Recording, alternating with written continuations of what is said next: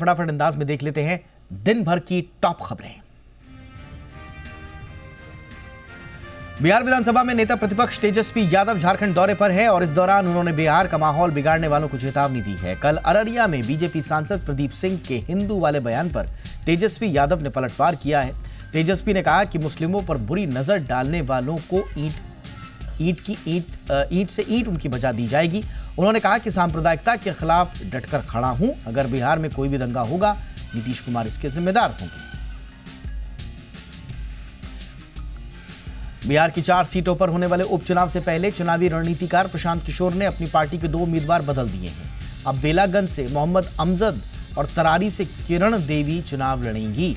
जनसुराज ने बेलागंज विधानसभा सीट से पहले प्रोफेसर खिलाफत हुसैन को पार्टी का उम्मीदवार बनाया था, लेकिन खिलाफत हुसैन के चुनाव लड़ने से इनकार के बाद प्रशांत किशोर ने बेलागंज विधानसभा सीट से मोहम्मद अमजद को अपना उम्मीदवार बनाया है।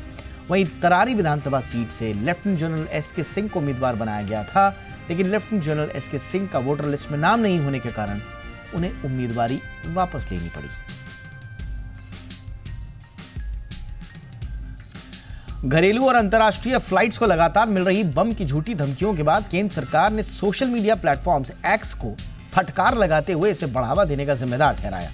केंद्र सरकार ने कहा कि ऐसी अफवाहों से निपटने के लिए सोशल मीडिया प्लेटफॉर्म्स ने किसी तरह की ठोस कार्रवाई क्यों नहीं की, जबकि सोशल मीडिया इस तरह के अपराधों को बढ़ावा देने जैसा काम कर रहा है। आपको बता दें कि इलेक्ट्रॉनिक्स एवं सूचना प्रौद्योगिकी मंत्रालय की ओर से बुलाई गई वर्चुअल मीटिंग के दौरान केंद्र सरकार ने नाराजगी जाहिर करते हुए ये बातें कही। इस मीटिंग में एयरलाइंस के अधिकारी और सोशल मीडिया प्लेटफॉर्म एक्स और मेटा के अधिकारी भी मौजूद रहे।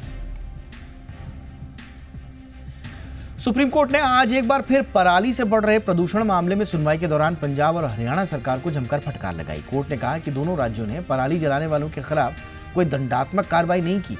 अगर ये सरकारें सच में कानून को लागू करने में रुचि रखती हैं तो कम से कम एक अभियोजन जरूर होगा। वहीं कोर्ट ने पंजाब के मुख्य सचिव से कहा कि करीब 1080 उल्लंघनकर्ताओं के खिलाफ एफआईआर दर्ज की गई, लेकिन आपने सिर्फ 473 लोगों से मामूली जुर्माना वसूला। आप 600 या उससे ज्यादा लोगों को बख्श रहे हैं। कोर्ट ने सख्त लहजे में कहा कि आप उल्लंघनकर्ताओं को यह संकेत दे रहे हैं कि उनके खिलाफ कुछ नहीं किया जाएगा, और यह पिछले 3 सालों से लगातार हो रहा है। बॉम्बे हाईकोर्ट ने 2001 के जया शेट्टी हत्या मामले में गैंगस्टर छोटा राजन को जमानत दे दी है। उसे इस साल की शुरुआत में दोषी ठहराते हुए आजीवन कारावास की सजा सुनाई गई थी। हालांकि अब कोर्ट ने छोटा राजन की सजा निलंबित कर दी।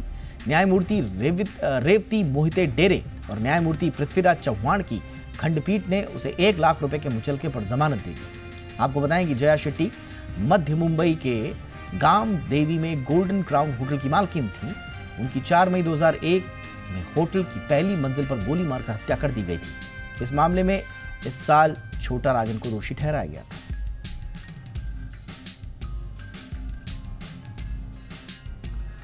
वहीं सुप्रीम कोर्ट ने औद्योगिक शराब उत्पादन को लेकर राज्य सरकारों के पक्ष में फैसला सुनाते हुए केंद्र सरकार को तगड़ा झटका दिया है। सुप्रीम कोर्ट की 9 जजों की संवैधानिक पीठ ने 7 जजों की पीठ का फैसला पलटते हुए कहा कि औद्योगिक शराब पर कानून बनाने की राज्य की शक्ति कोई छीन नहीं सकता। पीठ ने कहा कि केंद्र के पास औद्योगिक अल्कोहल के उत्पादन पर विनियामक शक्ति नहीं है। सुप्रीम कोर्ट की 9 जजों की पीठ ने 8-1 के बहुमत से फैसला दिया। हिंदुस्तान यूनिलीवर ने जुलाई-सितंबर तिमाही में अनुमान से कमजोर नतीजे पेश किए हैं। सालाना आधार पर कंपनी का मुनाफा 4% गिरकर 2612 करोड़ रुपए रहा। जी बिजनेस ने इस दौरान 2657 करोड़ रुपए के मुनाफे का अनुमान दिया था। सालाना आधार पर कंपनी की आय 15,276 करोड़ रुपए से बढ़कर 15,508 करोड़ रुपए रही। दूसरी तिमाही में वॉल्यूम ग्रोथ 3% रही। हिंदुस्तान यूनिलीवर ने 29 रुपए प्रति शेयर अंतरिम डिविडेंड का ऐलान भी किया है। कंपनी ने आइसक्रीम बिजनेस को अलग करने का भी ऐलान किया है। यह फैसला इंडिपेंडेंट डायरेक्टर्स की कमेटी की सिफारिश पर होगा। बजाज फिनसर्व ने जुलाई-सितंबर तिमाही के नतीजों का ऐलान कर दिया है। सालाना आधार पर कंपनी का मुनाफा 8% बढ़कर 2,087 करोड़ रुपए रहा।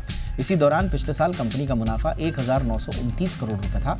कंपनी ने बताया कि दूसरी तिमाही के दौरान फाइनेंस कॉस्ट और क्लेम के भुगतान पर ज्यादा खर्च के कारण प्रॉफिट सीमित रहा। सालाना आधार पर कंपनी की कंसोलिडेटेड आय 30% बढ़कर 33,704 करोड़ रुपए रही। जनरल इंश्योरेंस मुनाफा 6% बढ़कर 494 करोड़ रुपए रहा।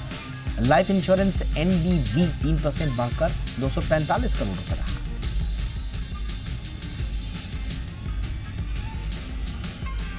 एथेनॉल बनाने वाली देश की सबसे बड़ी कंपनियों में से एक गोदावरी बायो रिफाइनरी का आईपीओ आज से निवेश के लिए खुल गया है। पहले दिन यह आईपीओ 27% भरा। 555 करोड़ रुपए के इस आईपीओ का प्राइस बैंड 334 से 352 रुपए प्रति शेयर तय किया गया है। निवेशक 25 अक्टूबर तक इसमें पैसा लगा सकते हैं। आईपीओ के लॉट साइज में 14 शेयर हैं, यानी कि एक लॉट के लिए निवेशकों को 14,784 रुपए निवेश करने होंगे।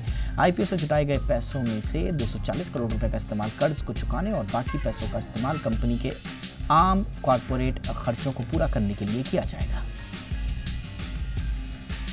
एल&टी डिफेंस से जुड़ी एक बड़ी खबर है। जी बिजनेस की एक्सक्लूसिव जानकारी के मुताबिक एल&टी डिफेंस देश के लिए 2 SSN यानी कि सबमर्सिबल शिप न्यूक्लियर बनाएगी।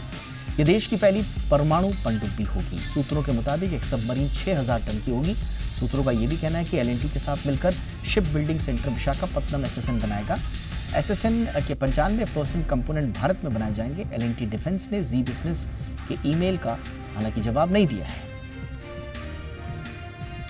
सुप्रीम कोर्ट ने एनसीएलटी के उस फैसले को पलट दिया है जिसमें बायजूस और बीसीसीआई के बीच 158 करोड़ रुपए के समझौते को मंजूरी दी गई थी। सुप्रीम कोर्ट ने समझौते के लिए दी जाने वाली 158 करोड़ रुपए की राशि को बोर्ड ऑफ क्रेडिटर्स के पास जमा करने का भी आदेश दिया है। मामले की सुनवाई चीफ जस्टिस डीवाई चंद्रचूड़ की अध्यक्षता वाली पीठ ने की। एनसीएलटी ने बायजूस बीसीसीआई के समझौते को मंजूर किया था। एनसीएलटी ने 2 अगस्त को बायजूस की parent company think and learn और बीसीसीआई के बीच हुए समझौते को मंजूरी दी थी।